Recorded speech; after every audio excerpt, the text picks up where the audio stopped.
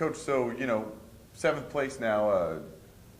Talking to your assistant last week, you guys have been here before, and you came out successful. Is that kind of the silver lining of your situation right now?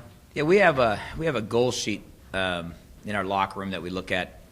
That's really based upon the metrics of each game: field goal shooting percentage, rebounding, assist turnover ratio, deflections, and we really try to keep the metrics and the focus on individually getting better on those games. We don't try to we don't have anywhere in the program have the standings. The standings of our we don't have them in the locker room. We don't have our standings in the coach's office. I don't really see the standings until probably a Saturday night, and you look over at 12 o'clock at night and say, gee, who else won? How does that affect things? We try to keep the focus in the moment of today and how we are practicing today. One of the best things that I've learned, and it was very fruitful last year, is that you have to recruit players that you can lose with. And that line came from Dick Bennett, father of Tony Bennett, who's at Virginia now, and Dick took the Washington State job. And he says, if you recruit kids with high character, they're coachable, they're competitive, they'll buy into you, your school, your community, they can lose a game and they still come back, and they're coachable, and they're enthusiastic, and they're team-oriented, and you can lose some tough, close games like we have. We've lost 3 or 4 heartbreaking conference games. And if you don't have kids of high character, those kids may look at the standings and hang their head. Last year, we sunk all the way down. We had a losing streak. We had injuries. We had setbacks. We sunk down to the 7th spot, but we never lost faith in the coaching staff, in each other, in the game plans. And that's really when the benefits of our program really popped up.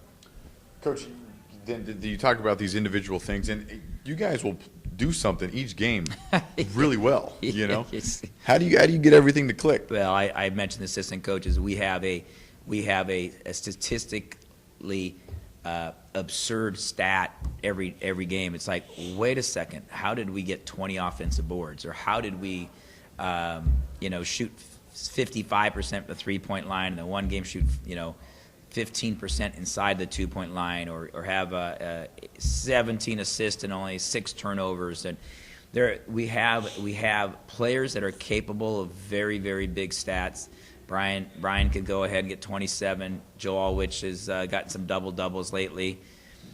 So we got Spark off the bench and Reese Morgan. So we have that type of team that has a little different strength at a little different time, and we have a team that's capable of holding a team under 50 points or going to score 70, and we're not sure where we're going to put it all together where we get all of those in a row. We're not far. Our theme for the players has been we're giving great B performances. And you're not upset because it's better than a C, but you're not going to win the conference championship with Bs. Right now, UC Davis has been giving A performances, and they're sitting on top of the conference, and that's a team that we lost to in overtime at the buzzer. So you're saying, well, our B is just below the A of our opponents, and we have another 4 weeks to try to improve that to the point that we're playing some A basketball from time to time, where we come away with that last-second victory or an 8 or 10-point victory when we have 2 games at home this weekend. Coach, this week CSUN Long Beach. Long Beach was the last-second loss. CSUN, it had been quite a while since you guys had lost to them. On paper, does this look like a week where you guys can get 2 wins in the Big West? Well, on paper, it's a game that we hope we can beat Northridge on Thursday. Again, this was a quite competitive game. We played Northridge for the Big West Conference Championship a year ago, and then they turned around and got us on their home court. It was a game in which was a 2-point game with 2 minutes to go. And again, they hit a shot, we missed a shot, we took care of it, just didn't get the roll here or there. So we feel like this is a team that we can play with, like we would think the first-place team, the 7th-place team, the 8th-place team. But there's just not that much difference between any of them. We just feel like we're on our home court, and we're playing pretty good basketball, playing B basketball. We just want to have a little more concentration on a player or two that gives us an A-level performance. So we think we're capable, but we also know how hard it is. We have so much respect for every single opponent.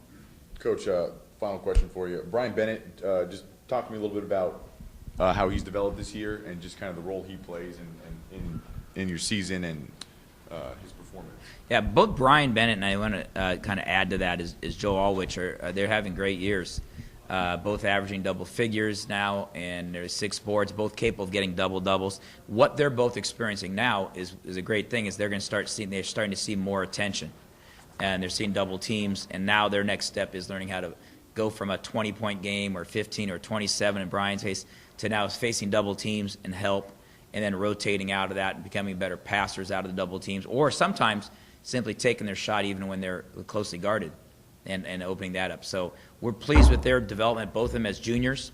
Obviously, we have another whole year with them, but we want them to play like great seniors this year, the second half of the season, play like a real veteran all the way down the stretch. Coach, X factors coming into these 2 games.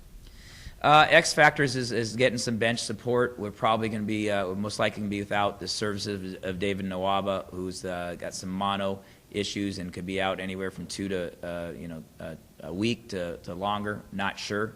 Getting some medical help on that one, so we'll move Mike Bolden into the starting lineup. And Reese Morgan is an X factor every night for us. He's got some old rickety knees that he can gear up and get going. He's a fantastic spark for the bench for us.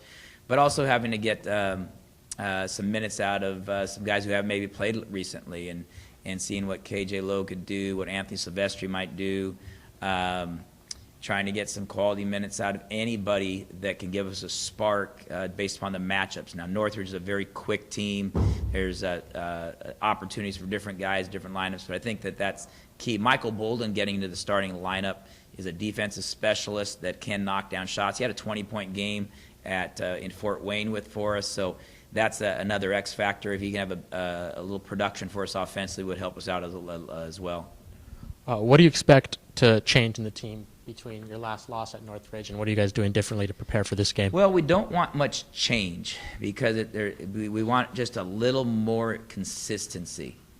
I just think that we're so close to that level, that A-level game, that we feel like we're getting 85% production.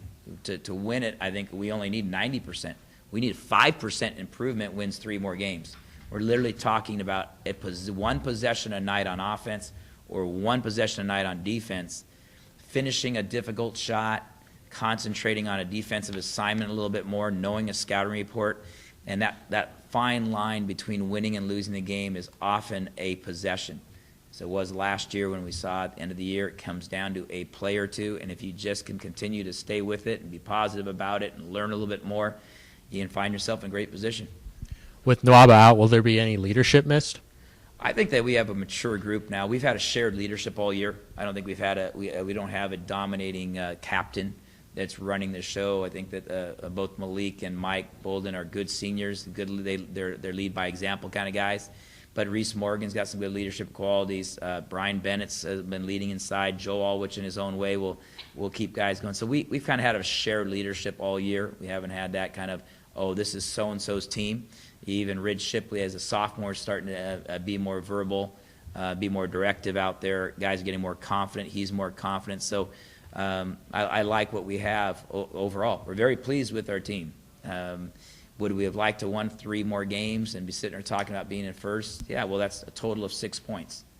And if you obsess over that, then you forget about having a real good practice today, or you get down in the dumps, or you stare at the standings and would have, could have, should have. Well, yesterday's gone, tomorrow's not here, today's here. Let's get after today's practice, and we're pretty good about moving that on. I think that's my responsibility as the head coach, is to demonstrate the emotional stamina and maturity that 28 years of coaching gives you, that says, okay, yeah, that would have been great if we could have won those games, or so-and-so wasn't sick, or somebody didn't get injured. But that's not the reality. The reality is we're a good team that's a play or 2 away from being a very good team, and that's where we want to be. All right, thank you, Coach. You bet.